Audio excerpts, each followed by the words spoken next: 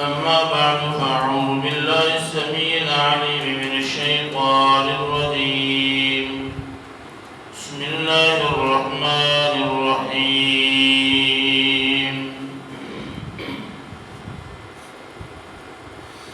الرجال قوامون على النساء بما فضل الله بعضهم على بعض وبما أنفقوا من أموالهم فالصالحات قانتات حافظات للغيب بما حفظ الله واللاتي تخافون نشوزهن فعظوهن واهجروهن في المضاجع واضربوهن فإن أطعناكم فلا تبتغوا عليهن سبيلا إن الله كان عليا كبيرا. الرجال قوامون على النساء، جتنے خامد ہیں ان کو اللہ نے اپنی بیویوں کے پر سرداری عطا کی.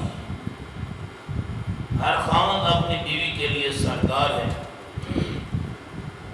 قوام فیصلہ کرنے والا، اس کی حفاظت کرنے والا، عورت کی ذمہ داری اٹھانے والا. بما فضل اللہ بعضهم علی بعض، اللہ نے فضل کیا ان کے بعض کو بعض پر. بما انفقوا من اموالهم، بسبب اس کی کہ وہ خرچ کرتے ہیں اپنے مالوں سے. مرد کماتے ہیں، عورتیں کھاتی ہیں. یہ الا قلیل کچھ ہوتا ہے کہ جس جگہ عورتوں کو اللہ نے کچھ زیادہ دے رکھا ہوتا ہے ان سے مرد بھی کھاتے ہیں. سیدنا عبداللہ ابن مسعود رضی اللہ تعالی، ان کی بیوی کا نام ہے سیدہ فاطمہ رضی اللہ تعالی عنہ. ان کو اللہ نے زیادہ مالیت کا مالک بنا رکھا تھا. وہ خاندانی مالدار تھی. تو جس وقت وہ صدقہ کرنے چاہتی ہیں، زکوٰۃ نکالنا چاہتی ہیں، صدقہ وغیرہ، تو اللہ کے نبی علیہ السلام کے پاس آئیں. تو نبی علیہ السلام اس وقت اندھیرے کی حالت میں نماز نکلنے جا رہے تھے اور حضرت بلال نے فرمایا کہ مدینہ سے کوئی فاطمہ ملنے کے لیے آئی ہوئی، مسئلہ پوچھنے ہیں. اللہ کے نبی نے کیا فرمایا ایھا الافاطین، صحیح البخاری کے لفظ ایھا الافاطین. یہ کون سی فاطمہ ہے؟ فاطمہ تو کافی ساری ہیں مدینہ میں، فاطمہ نامی کافی عورتیں ہیں. ایھا الافاطین فرمایا جی ابن مسعود کی بیوی رضی اللہ تعالی عنہ. کیا پوچھنے آئے ہو؟ پردے کی حالت ہے، نبی سے مسئلہ پوچھا جا رہا ہے، اتنا پردے کا اہتمام ہے. تو فرمایا کیا پوچھنے آئے ہو؟ فرمایا جی میرا مال زیادہ ہوتا ہے، میں لوگوں پہ خرچ کرتی ہوں، میرا خامن غریب ہے، میں اس پہ خرچ کر سکتی ہوں. اللہ کے نبی علیہ السلام نے فرمایا سب سے زیادہ افضل یہی ہے. ابن مسعود جیسا جلیل القدر صحابی سارا دن قرآن لکھتا سنتا رہتا ہے، سمجھتا رہتا ہے، قرآن پڑھتا پڑھاتا ہے، مفسر قرآن ہے. تو وہ خرچ اس کے اوپر کروایا. تو بعض جگہ ورنہ حق کیا ہے؟ الرجال قوامون علی النساء، مردوں کی ذمہ داری ہے. ابن مسعود رضی اللہ تعالیٰ کے بارے میں حدیث میں ہے 6 بیٹیاں تھیں، بیٹا نہیں تھا. 6 بیٹیاں تھیں، بیٹا نہیں تھا، لیکن متقی کمال کے انسان تھے. 6 کی 6 بیٹیوں کو جو ماں کی گود میں تھی، علامہ ابن عاشور نے لکھا رحمہ اللہ کہ اس کو بھی تہجد کی نماز میں اٹھا لیتا تھا. اسے نیند بھی آ جاتی نا تو اپنے مصلی پہ ساتھ سلا دیتے تھے کہ آج سے اس کے خون میں یہ نماز داخل ہو جائے. فرض تو ایک بات ہے، تہجد کی نماز میں بیٹیوں کو، بیوی کو ساتھ پڑھاتے تھے. یہ تقوی کا اتنا بڑا عالم تھا. اللہ کے نبی علیہ السلام نے ابن مسعود کی بڑی فضیلت بیان کی. اور ایک اور حدیث سنتے جاؤ. فرمایا اگر کسی نے قرآن سننا ہے، اگر کسی نے قرآن سننا ہے وہ ابن مسعود سے سن لے. یہ میرے نبی نے کہا اگر قرآن سن کے کسی نے تسکین حاصل کرنی ہے تو جا کے ابن مسعود سے قرآن سننے رضی اللہ تعالی.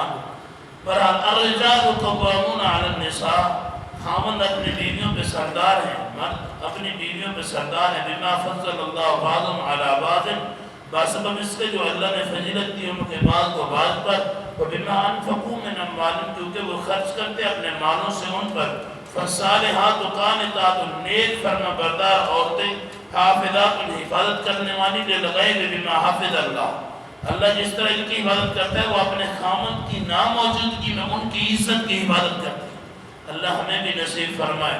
واللاتی تخافون نشوزہن، اگر تجھے اس بات کا ڈر ہے نشوزہن وہ تمہاری نافرمانی کریں گی، علیحدگی اختیار کرنا چاہتی، فائدون اب انہیں واز کرو، سمجھاؤ بٹھا کے، شروع سے گرم زیر رکھ کے یہ فیصلہ نہیں کر دینا یہ ہو گیا فلاں ہو گیا میں نے رکھنا نہیں ہے، مرنا جینا ختم ہے، 3 دن کے بعد پھر آ جاتے ہیں مسئلہ پوچھنے کے لیے، برداشت ہوتی نہیں، تھوڑی دیر کے غصے کا نقصان یہ کہ پھر آتے پھر مفتی تلاش کرتے ہیں کہاں ہے مفتی، تو فتویٰ دے دے کہ طلاق دے دی۔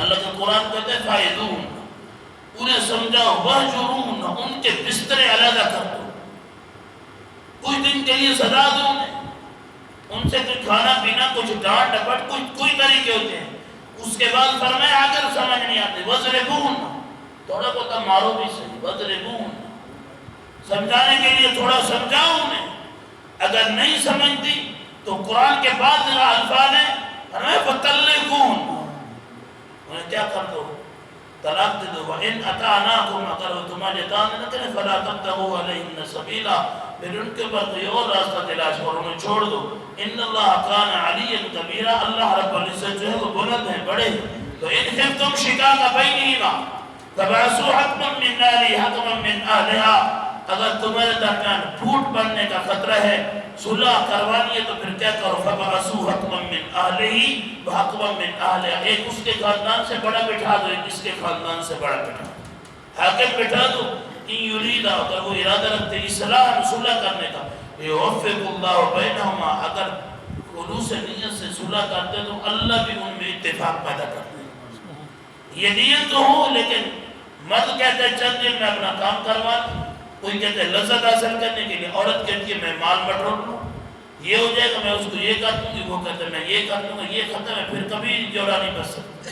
اللہ فرماتے ہیں ان یرید اصلاحا یوفق اللہ بینہما، اگر موافقت حاصل کرنے کا ارادہ ہے، صلح کرنے کا ارادہ ہے، اتفاق پیدا کرنے کا ارادہ ہے تو اللہ بھی اتفاق پیدا کر دے گا۔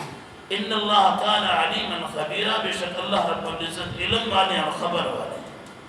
اللہ سے دعا ہے اللہ رب العزت تمام اہل اسلام میں اتفاق جیسی دولت نصیب فرمائے، اللہ احکام اللہ سمجھنے کی توفیق نصیب فرمائے۔ آخر دعوانا الحمدللہ۔